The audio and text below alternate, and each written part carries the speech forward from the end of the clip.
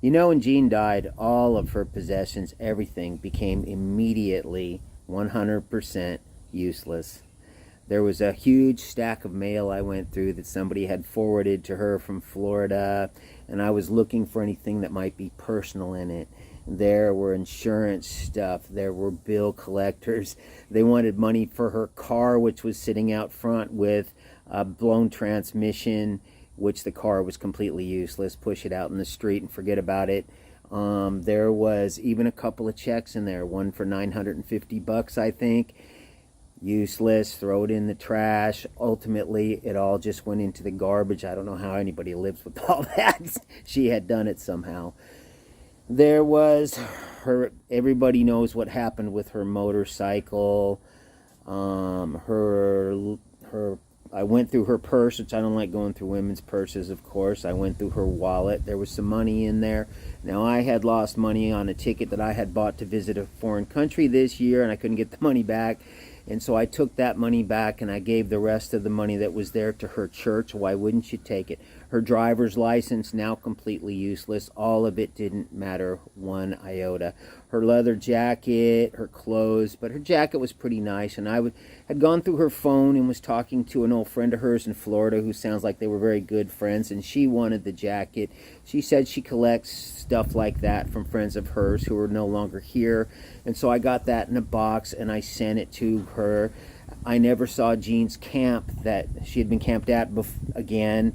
There was a tent out there that was full of motorcycle stuff. It shows up in one of these earlier videos. You know, bags and different stuff for her bike. And I don't know what else all was out at her camp, but everything in her room, all of her wonderful possessions, the things she'd worked so hard to get, became instantly and 100% worthless, completely useless, to me anyway. So to her, and it all reminded me of an old video that I made years ago that was on my old channel that they took down. And I had a lousy camera back then. It's not really a well-made video, but it's the ideas behind it which are really striking. It's the philosophy in it which coincided with what happened with Jeannie. And I decided that I'm going to put that right back up. And so let's take a look at that now. This is Tramp Scotty. I've been staying in the French Quarter of New Orleans for the past couple weeks, I think, working on a friend of mine's house with another guy.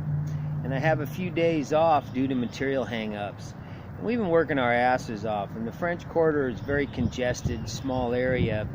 And I thought I'd like to go spend some time out in the country, man. Get out of town for a minute. But the thing was there's a storm coming, and I knew it was going to rain all day yesterday. So my choices were stay there in the house or come over here and take my chances. And I decided I would just come over here. And I have a good camp spot in this area. I'm in Manderville. But this area is like a swamp, man. And when it rains, everything turns to mud and there's big puddles everywhere. So if I stayed over at that other camp spot, I would get my bike stuck in the morning. I wouldn't be able to get back out after an all-day rain. And so that narrowed things down a bit. So many know that I've been using these old abandoned houses, at least the property they're on, for years, because I would come back, make my camp, and there'd be an old house there, and I'd walk through it in the morning and look at the place, and I've become fascinated with them over the years. A lot of people find them interesting. And these houses have really shown me changed the way that I think a lot. I'm going to give you guys a little bit of philosophy. I don't know if I've done this in any other videos. I might have. But this is what they brought home to me. Science tells us that the Earth has been here for 4.5 billion years. That's such a phenomenal length of time that if you could put a stop-action camera on that and condense the entire event into a one-day film, 24 hours, the entire time of man's existence on the planet would be just over half a minute. And modern man, as we are today, would be under a second. And if you watch that 1 second really close and you didn't blink, you'd never see your house. It would go from dirt to house to dirt so fast you could never see it. Mother Nature's ledger, man. If the Great Pyramids of Egypt stand for 20,000 years, they won't even be a blip on her radar. She won't even see them. That's how important it is. When I realized this, you know, it kind of depressed me. It's like, what can I do in this life? You can build an empire, you can do a lot of things, but what does it all amount to? It's gone in a millisecond. What's it all worth? And then I realized something is, we've all seen a dead person, most of, you know, somewhere in our lives. I mean, I go to a friend's funeral, I see him laying in the box. They've tried to make him up to look like he's sleeping, but you can see looking at him that he's not in there anymore, man. And nobody's sure where he went, but one thing's for sure, he's not in there. And immediately his body begins to turn back into dirt, man. And so I realized that when I leave this place, the only thing going with me is what's in me makes me alive, what's in you makes you alive, and what's in all the rest of us. We're leaving here together. This stuff here is going to turn immediately back into dirt. And so what I realized is that all this stuff is what's necessary, is the backdrop to make the human movie possible. And you got to have clothes, you got to have food, you got to have shelter, maybe you got to have wheels, the things you need to make your life work. But that's all it amounts to. That's all it actually is. That old motorcycle of mine sitting over there, that thing was in the ground a millisecond ago, and it'll be in the ground a millisecond from now.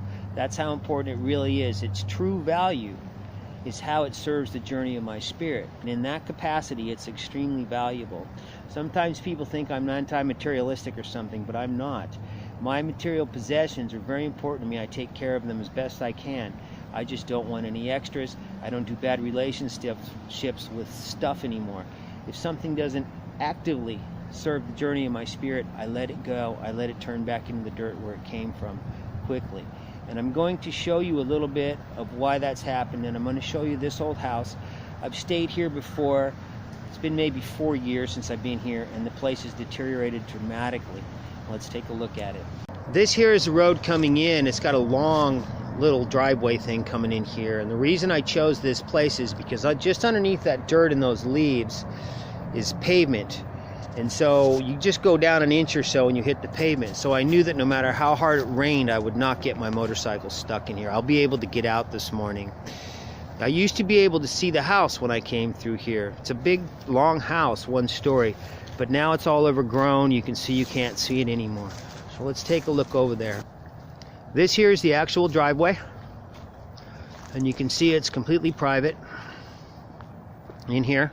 Nobody ever comes back here, man. And there's the house, and I think I put this house in another video once, some years ago, but when I used to come here, that awning, all that metal you see on the ground, that awning was still up, and I would just pull underneath it and make my camp there, and it gave me a roof over my head. This place probably had a family, Christmas, presents under the tree, the daughter got her first car, babies were born, people had the plumbing fixed, the roof fixed. It all happened here, life went on here. But let's take a look at what happened after that's over. When that's over, Mother Nature comes in here and she rips that backdrop right down, man. The other video I made, I'll put a link to it below this in the comments section or wherever that is, just down below this. But on that one, I don't think I ever went inside. So you guys have never seen the inside before. We're going to take a look at it now, though. And you'll have to take my word for it. It's just amazing how quickly these houses come apart when they're left alone and nobody maintains them. Here we have, I would never stay in this rough place, but because it was going to rain all day, because here's the kitchen, dining room, I was tired. I was really ready. Here, look over there, there's the sink, kitchen sink. Over here's what's left of the counter. If you look up, you can see there's a big hole going right to the roof. Well, I would never stay in places this rough. The only times I ever have is because of weather. And I took the dry room. There's one room left here that's dry. You can see my camp. Put my tent in. And I was ready to hang out all day. And right next to this place, there's a gas station. Look at this fireplace. Looks like it's new. Right next to here is a gas station. And I was able to walk over there yesterday. They have a restaurant inside. I was able to have breakfast and get coffee. See the floors come apart. Here's the sunroom, right? And if you look, it's come apart because the roof's coming in. Mother Nature's taking this house back. Let's take a look over here. Somebody left me a broom to sweep around a little bit.